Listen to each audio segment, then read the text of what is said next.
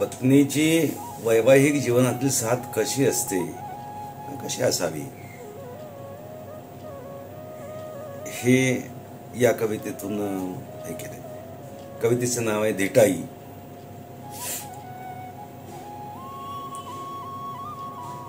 कधी दुःखाच्या तर कधी सुखाच्या, आसवांचे मोती गुंफलेस धाग्यात प्रेमाच्या. कधी दुःखांच्या तर कधी सुखाच्या, आसवांचे मोती गुंफलेस धाग्यात प्रेमाच्या. भेदभाव नव्हता सुखदुःखांच्या आस्वात,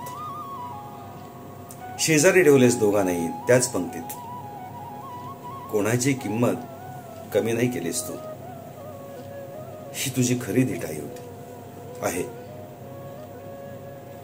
फुल सुखाचं हुंगलस, दुःखाचं झेललस, प्रत्येक संकट झेललस, यश वाटलंस. संसारच्या राडअडग्यात येणारं आयुष्यभर रे, सुखही पचवलंस आणि दुःखही. हसत खेळत माझ्या बरोबर, ही तुझी खरी धिटाई होती आणि आहे. घाबरू नकोस सखे, घाबरू नकोस सखे, तुझ्या गळ्यातील माळ माझ्या प्रेमाच्या धाग्याने गुंफली आहे. धागा आणखीन घट्ट झालाय, तो केवळ आणि केवळ तुझ्यामुळे. ही तुझी धिटाई माझी ऊर्जा आहे आणि राहीलही. धन्यवाद.